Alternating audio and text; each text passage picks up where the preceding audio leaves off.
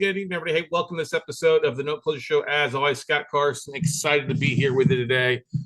Today's topic on the Monday Note comes from an article released September 30th by ATTOM. And I always usually go over and check the ATTOM report on some good stuff. So I have to give a big shout out to my buddy and coaching student, Antron Dent, who actually shared this article to LinkedIn first this morning.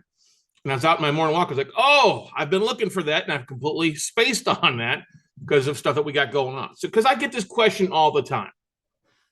Are we going to see another 2008? Where are all the foreclosures at? When are we going to see stuff in the MLS at a discount? And here's the big thing. I don't necessarily think, I don't think we're going to see another 2010 where we saw 15 million homeowners underwater, right? We still have a historically low amount of default. People distressed, okay? Now, there are people struggling to get by. We still consistently see about 1 in 9, 1 in 10 borrowers who are at least 30 days behind on their mortgage.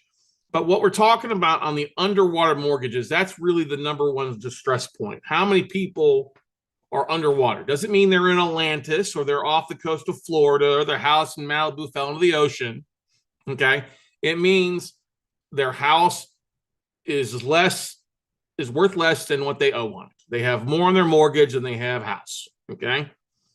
And I was kind of surprised by these numbers. Now, this article literally came out by Jennifer Von Pullman, out of home. She does home sales and prices, real estate news, recent articles in ATTOM. And I found it pretty interesting. So I want to get straight to, because basically the article broke down, oh yeah, values have gone up. Those families, actually, let me just pull this up here. The article, so you guys we can walk through it a little bit. It's pretty interesting. It talked about how folks that are equity rich. And what does equity rich mean? It means they have at least here we go. More homeowners are equity rich. For the second quarter, more mortgaged residential properties in the U.S. were considered equity rich. Equity rich means that the combined estimated amount of loan balances secured by property is no more than half of a state estimated market value. It means a lot of people have equity. The property's going up. At the national level, the portion of home mortgages that were seriously underwater in the U.S. also declined during the second quarter and was at the lowest level since at least 2019. Now, this is Q2's numbers ending. Okay, Q3s aren't out yet. Okay. Median national house price shot up 9% to $365,000. That's a good thing. But here's equity rich levels were up in 31 states measured annually. Okay. In Kentucky, the portion of mortgage homes considered equity rich increased from 28.7% in the first quarter to 37.4% in the second quarter. In Illinois, the portion of equity rich homes rose to 36% from 28%. Missouri was up from 38.3 to 45%. Okay. Oklahoma from 28 to 34%, and Alabama from 35 to 41. Okay. Now, whilst the South and Midwest saw big increases in equity rich homes, the same regions also have high rates of seriously underwater mortgage levels. So what was great is this article broke it down. I think you all need to know this.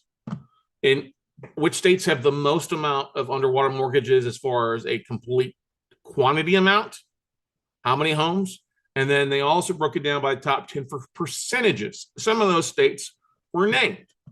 So if we go to the next slide, here's a list of the top 10 states with underwater mortgages by number, by pure count, okay? Kind of surprising. Texas was number one overall with a count of seriously underwater mortgages. By seriously underwater, I mean by 25% or more, okay? 25%. Let me go back and make sure of that. Go back to the article, Scott Carson. All right. Basically, at least 25% more than the property's estimated net worth. Exactly. So that's kind of interesting, as well as Texas has done in the last 10, 20 years. Okay. 109,000 plus homes are seriously underwater in Texas. It didn't break it down by geographic area, but that tells you the Lone Star State is not always so rosy. Okay. Illinois came at number 2 at 102, just under 103,000 at 102,825. Ohio was third at 91. Pennsylvania fourth at 88,000. California fifth at 85,000. Louisiana at just under 67,840. Florida I think Florida is going to see a rapid increase because of the hurricane getting ready to hit it in the next 2 days.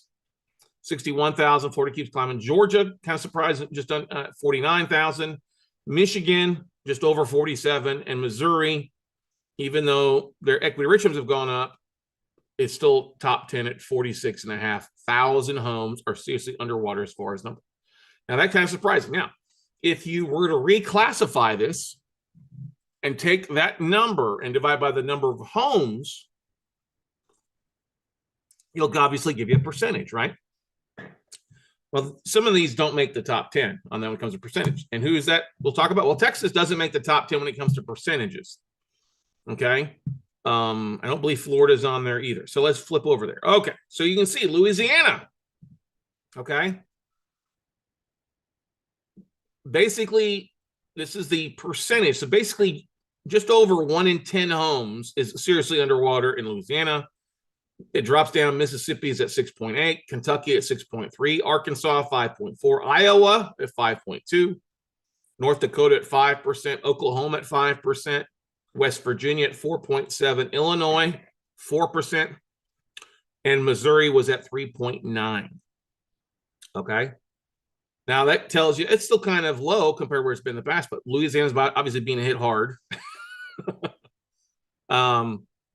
Now, how do you take advantage of this information? How do you apply it to your investing? That's the big thing. Well, if you're investing in one of these states, there you go. Look for stuff that's distressed. Let's talk about that. How do you find underwater homes? Not, like I said, put on your Scuba Steve uniform.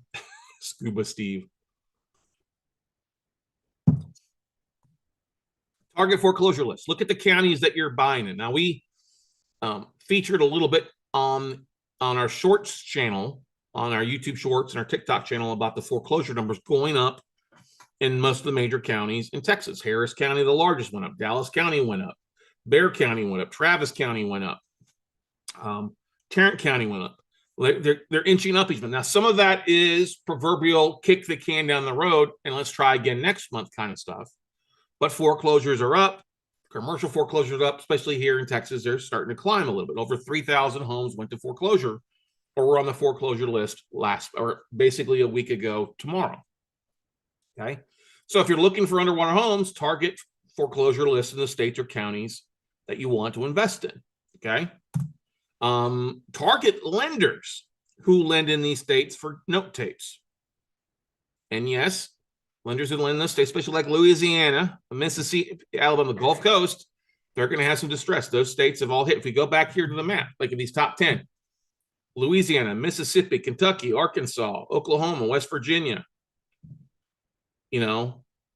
all kind of the Gulf Coast, especially Louisiana, Mississippi, definitely the Southwest. I mean, of course, Illinois, Iowa, North Dakota surprised me a little bit. And Missouri kind of surprised me a little bit. But those are the top 10 states with percentages. Going back to those with the number of most amount, Texas is kind of a surprise, but I would be willing to bet that Harris County, which has been hit hard by hurricanes and flooding and stuff like that, is probably got a big chunk to do with it. There's a bit of correction going on in Texas and parts of the country where people bought a few years ago or bought in the last year and their price is corrected. We haven't seen a 25% reduction if you bought like a year ago, but we have seen a dip of 1 to 5% depending on where you live in Texas, especially here in Austin. I don't consider that a crash. I consider that a correction. Okay.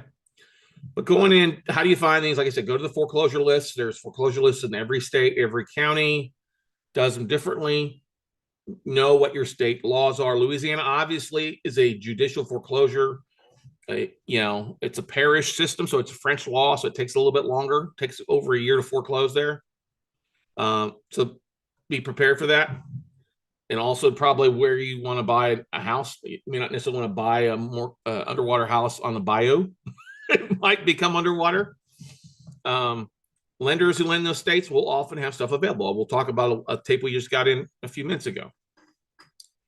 If you're in that area, you're a realtor, look for expired withdrawn listings. Oftentimes people, or FSBOs, for sale by owners is another one. You can actually purchase a list of all these in your area by going to myplusleads.com. It will send you a list daily of expires, withdrawns, FSBOs, for rent by owner as well too. You can adjust it, and it comes in really kind of handy. You'll see people that are underwater. It's going to be roughly about that percentage, but you've got to do a little bit of work. It's not as prevalent as it was back in 2010. You got to do some work to find underwater listings. Same thing. If you're a realtor, look for short sale listings. It's not as many as we've seen before, but there are starting to tick up a little bit. Look, if you're not a realtor, get a realtor to do a search for you. It says third-party approval required, or bank approval, or a short sale. Okay. Those are the things that are going to come in handy for you if you're looking for these types of underwater homes that you can get creative. Now, underwater homes may not necessarily be a bad thing if they've got a low interest rate. You may not need to do some things. I don't like to buy, I don't want to do sub-2 deals where it's just a low interest rate for cash flow and no equity. If it's a minimal amount, 25% is a lot though. If it's upside down by 25%, that's a lot to overcome. And it's probably not going to overcome anytime in the next 6 years. Capiche? All right. And then, of course, like we just got this list in. This is 54 trouble loans from a bank. It's a big bank. Not going to name names, but they sent us this list, and this is where the map was. And it was kind of funny when I was looking at this map last night because it came in Saturday from the broker, the bank's broker.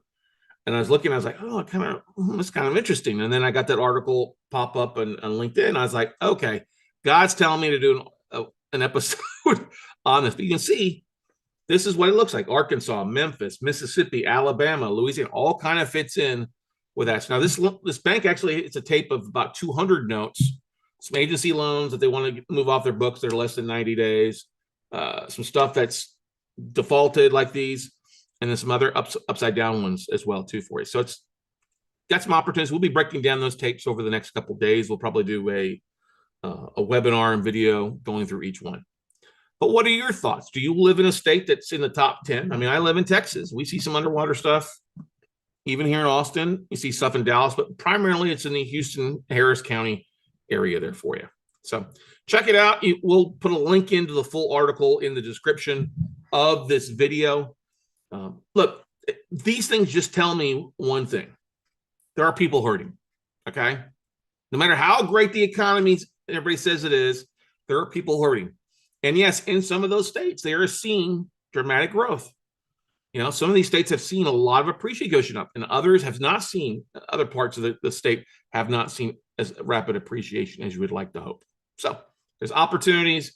If you're a note buyer, you can actually, underwater mortgages actually work better in our favor when buying. So keep that in mind because we can negotiate off the value of the property and get a huge discount off of the unpaid balance or the legal balance. Now, if there is equity, which a lot of these things have gone up with equity, that's also not a bad thing, but prepare to be paying 70, 80, maybe in some cases 90 cents of the dollar of the unpaid balance when there is a tremendous amount of equity on the back-end side. Okay, so hopefully this is helpful. We do have an upcoming class. Make sure you check it out, notebuyingfordummies.com, or go to the website weclosenotes.com. Friday, Saturday, Sunday class, we'll dive into breaking down some tapes. We'll show you how to find, fund, and flip these deals. And it's really the nuts and bolts A to Z training when it comes to being a note investor, and especially investing in the non-performing note space. So go out, ladies and gentlemen, have some fun. Thanks for listening, and we'll see you at the top.